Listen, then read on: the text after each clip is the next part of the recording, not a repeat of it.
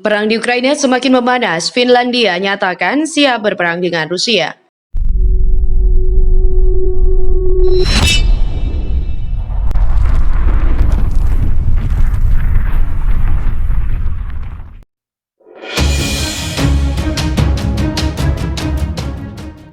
Eskalasi yang semakin meningkat antara Rusia dan Ukraina juga telah mendorong perang dingin di negara-negara yang berbatasan, termasuk Finlandia yang telah memperkuat negaranya secara militer.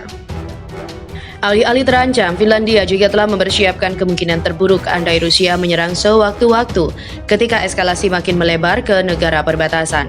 Menanggapi kemungkinan itu, dilansir dari Nexta pada Rabu 22 Juni, Panglima Angkatan Bersenjata Finlandia Timo Kivinen menyatakan kesiapan Finlandia jika harus berperang dengan Rusia sewaktu-waktu. Finlandia juga telah mempersiapkan serangan Rusia selama beberapa dekade dan akan menawarkan perlawanan sengit jika itu terjadi. Sebelumnya, Finlandia bersama dengan Swedia juga telah menyerahkan aplikasi keanggotaan bergabung dengan NATO sebagai bentuk upaya keamanan negaranya dari ancaman Rusia.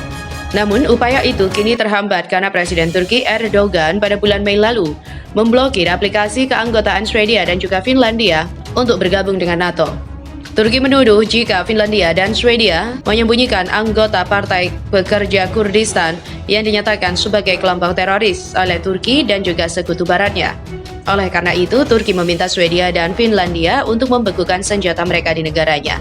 Adapun keberatan keanggotaan Swedia dan Finlandia yang ditolak oleh Turki dinilai sah dan masuk akal oleh Fakta Pertahanan Atlantik Utara. Sekretaris Jenderal NATO Jens Stoltenberg dalam kunjungannya ke Finlandia mengatakan, ini adalah kekhawatiran yang sah, ini tentang terorisme, ini tentang ekspor senjata, katanya. Pada Mei 2020 lalu, Swedia dan Finlandia mendaftarkan negaranya untuk bergabung dengan NATO untuk menanggapi serangan Rusia ke Ukraina sebagai mekanisme pertahanan negaranya. Sebelum dinyatakan bergabung dengan NATO, Swedia, Finlandia, dan Turki harus menyelesaikan permasalahannya mengenai militan Kurdi yang akan diselenggarakan di Madrid dalam waktu dekat ini. Jens Stoltenberg dan juga Niinisto mengatakan pembicaraan dengan Turki akan berlanjut tetapi tidak memberikan indikasi kemajuan dalam negosiasi.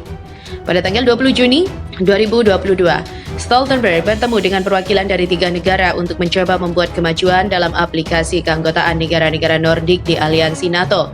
Namun dia menjelaskan jika pembicara itu berlangsung konstruktif, tetapi Turki menjelaskan bahwa masih ada pekerjaan yang harus diselesaikan terlebih dahulu.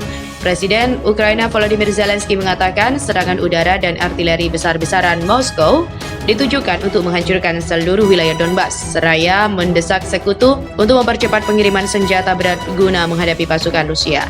Pertarungan untuk kota kembar Severodonetsk dan juga Lysychansk di wilayah Luhansk, Ukraina memasuki semacam klimaks yang menakutkan. Serangan terbaru merupakan bagian dari usaha Rusia untuk merebut Luhansk dan Donetsk yang membentuk wilayah Donbas, jantung industri negara itu, setelah gagal menguasai Kiev dan juga dipukul mundur. Kita harus membebaskan tanah kita dan juga meraih kemenangan, tetapi lebih cepat akan jauh lebih cepat, kata Zelensky dalam pidatonya.